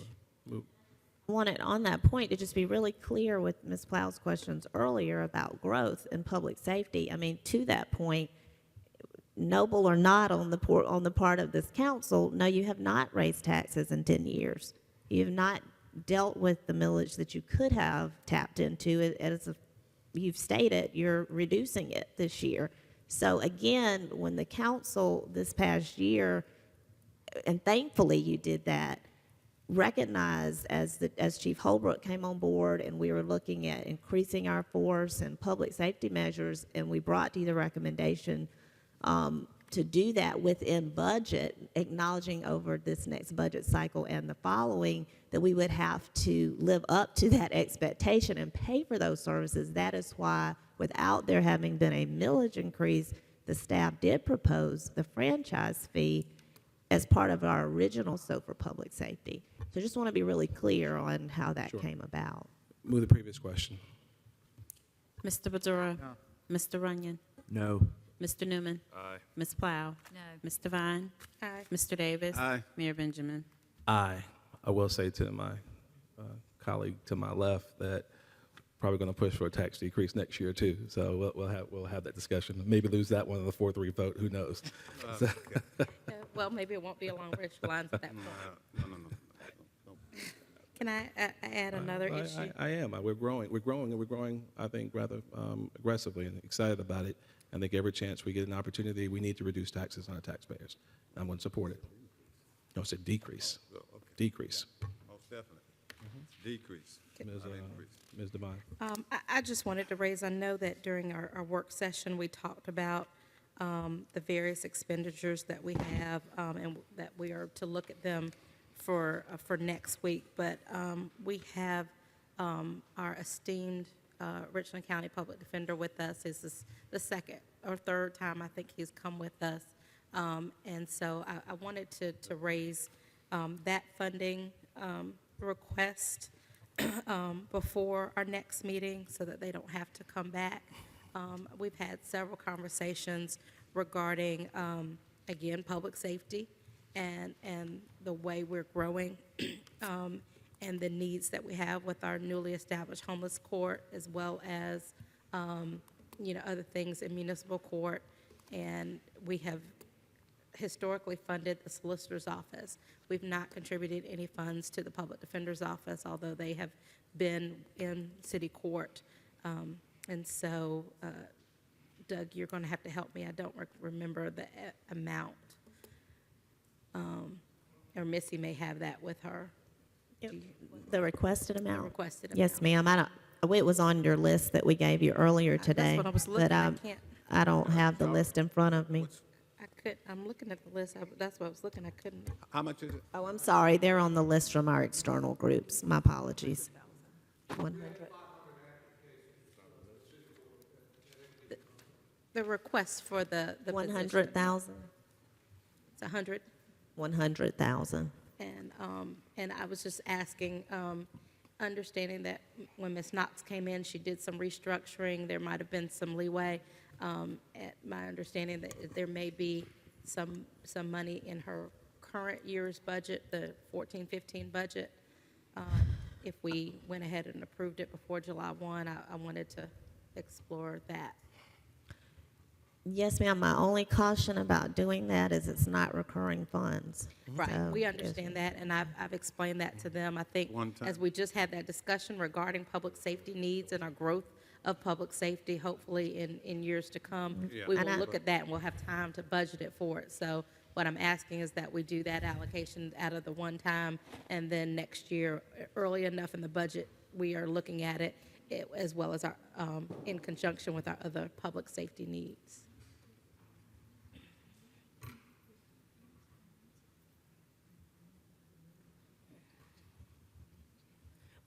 We'll have to double check, Ms. Devine. We'll double check that for you. Again, as I mentioned earlier, there are a lot of eligible items for public safety. So this idea that the funding that is being proposed wouldn't get utilized or whatever, if you're suggesting something like this, here is yet another example of public safety related item. I hate to put Ms. Knox on the spot, but we'll definitely look at her budget and I see. hate to do that too.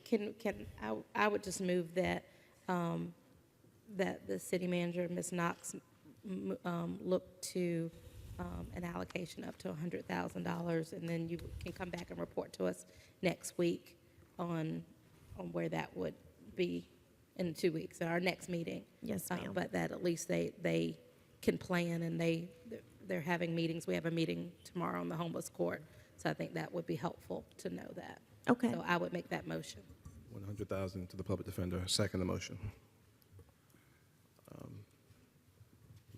Move the previous question, clerk, call the roll. Clerk, can you repeat the motion, please? For the donation of $100,000 to the public defender's office.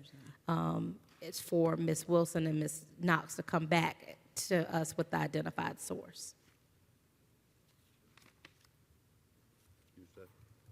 Still second. Ms. Plow.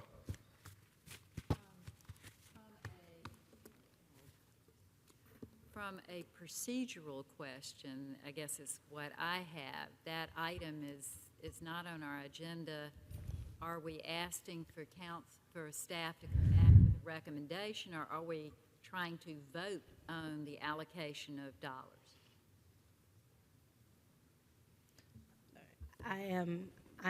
My motion is the allocation of dollars.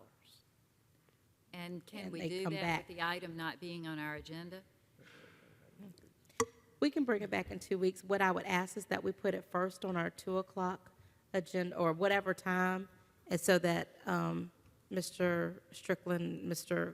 Coffin, and Ms. Berkowitz don't have to sit around for a long time. They've been here several times. Do you guys have any idea how much George Carthen bills an hour? I don't know.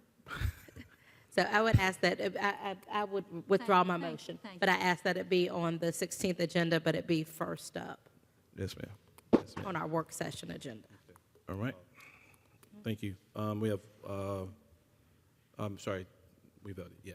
We have any other items? We have the appointments to the Tree and Appearance Commission, I believe. Libby?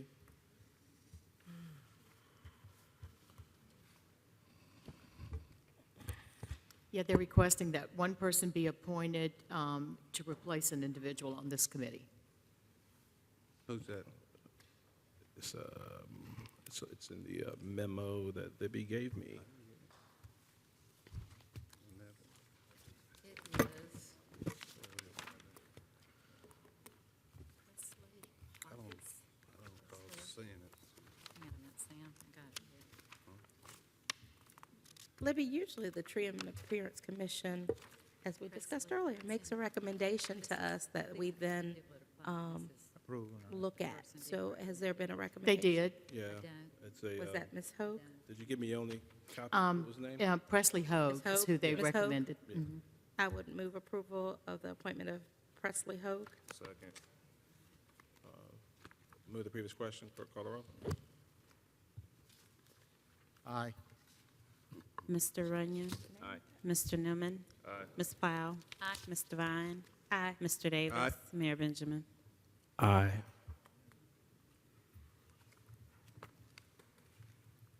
Okay. The, one thing was fairly clear, and obviously procedurally, maybe the city attorney can help us with this issue. As we were discussing the advisory council for the police department early on, one thing Ms. Devine and I discussed, I know the way it's currently structured only allows for individuals who live in the city of Columbia to serve on the advisory council. I mean, I think as we look to attract the best and our brightest, I'd like to look at expanding those parameters to take applications from those who live without the city as well. On the advisory council. We can vote on that at the next meeting. I'm sorry? Yeah, the police department, yeah, advisory council. I'm not sure if that requires a motion or what have you, but it does allow us to look more regionally at some of our best and brightest. We probably would have to amend, when we approved it, we voted on the criteria submitted, and that's part of it, so we probably would have to vote to amend the criteria. I don't think any of the ministers who were there early day, for example, would be eligible to serve on the council as currently structured because it requires city residency. Would council want to extend the time frame for applications With the if you're changing the qualification? Well, it's additional- up to the add- 16th. add an additional week. Is it 16th? It's Okay, no, so no need to extend it. No need to extend it. Okay. But probably finding every avenue to make it clear that we're accepting applications that allow for a broader representation to come before us. All right. I guess that's a motion. If someone wants to second that, and you can come back with a amended resolution, maybe next meeting, if that's required. Do you want us just to do that rather than you taking a vote? I think the proposal as made by the chief actually restricted membership to city It did. residents. It did. Yeah, so can you bring us back a resolution that changes that? Ms. Plow? Mayor, just a comment for council's consideration. Do we want to open up all the slots to individuals that, are not residents of the city, or do we want to open one or two slots to residents that are not in the city? That's a good point. That's a good point. What do y'all think? I think that would be better. Okay. Well, the only thing I would say is that as we talked extensively about earlier, it's our purview as council, and I'd say just similar to what we do like with the DDRC and others. We get the list, we look, we see what district they live in, we look at what the qualifications, and we, as a council, collectively say, okay, this is a good mix of a group. I don't know if we want to limit ourselves to 2 outside the city, 8 inside the city, or whatever, when we, we reserve the right if we see a list and we say, okay, this is a good mixture. I mean, that's just my thought. I don't mind having it too, but I just offer that as a discussion that, ultimately we can have that discussion when we're making the appointments. And, we might box ourselves in if we limit it to just a certain number of positions.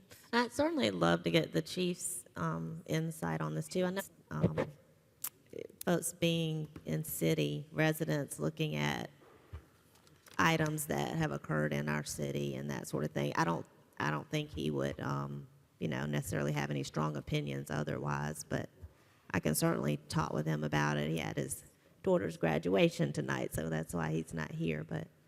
Let's wait and hear from him. Okay.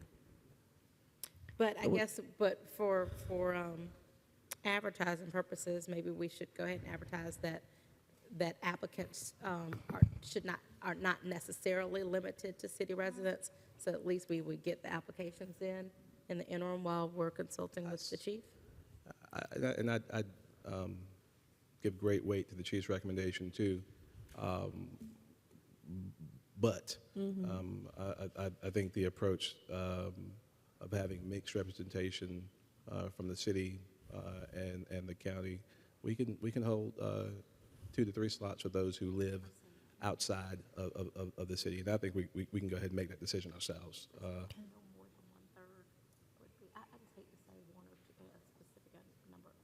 I just hate to say a specific number of positions. Maybe say no more than 1/3 of the Membership would be people who reside people who outside the corporate limits of the something city. like that. So it could be 1, it could be 2, it could be 3. It just depends on our mixture and what we think.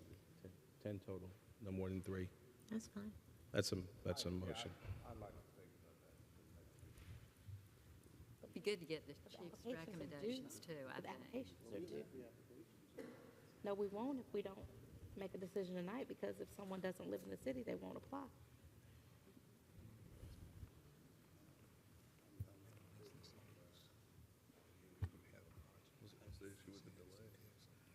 I think maybe we ought to get the chief's recommendation. I mean, what's a week or so delay? Yeah, I mean, yeah, that's fine. Well, then we'll expand in it. I would just say that no more than, if it's for the advertising purposes, we can say, we could just go ahead and utilize the media and say that applicants don't necessarily have to live in the city. And then we can decide, once we hear back from the chief, what our thought is. But, I would say probably no more than 3. And we can, if he has a strong position either way, he can let us know that. We still, again, reserve the right to make the appointment. So if we want to appoint all, but if we want to appoint all city people, once we hear from him, we can. But I think the can't point imagine. is, Yeah. the point is that if we're advertising now, and currently it says you have to live in the city, there may be some folks who don't live in the city, but work in the city, interact in the city, who would be interested, but are not applying at this point because they currently don't know that they'll be eligible. And I can't imagine that the chief will have any issue with that at all. I was just suggesting we get his. And it amazes me no one asked his opinion earlier. Well, he actually, That's a motion that we reserve 3, no more than 1/3 of the membership be from outside the corporate limits of the city of Columbia. That is a motion. No more than 1/3. No more than.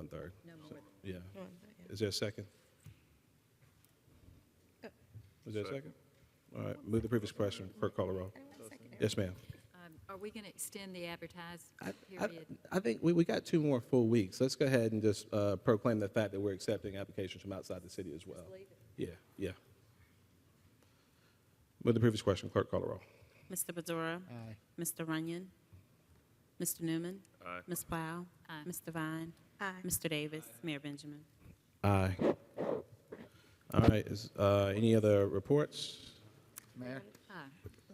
Yeah, if you want to make the recommendation, because I think we've actually gone through the administrative policy actions. I don't need to go through that.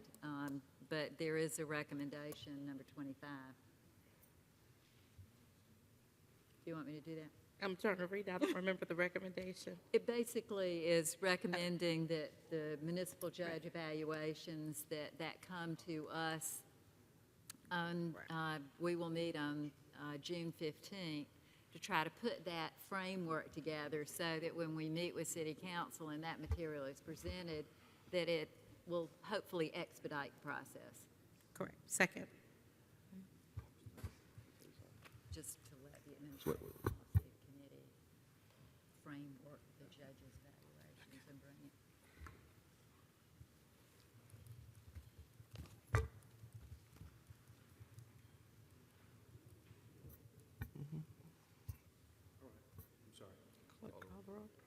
With the previous question, clerk call the roll.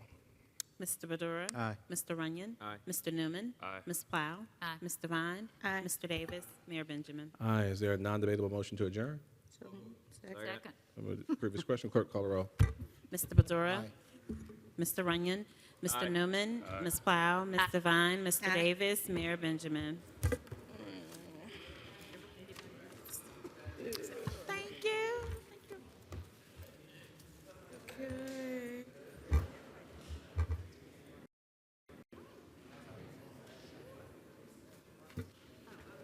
Hey, bro.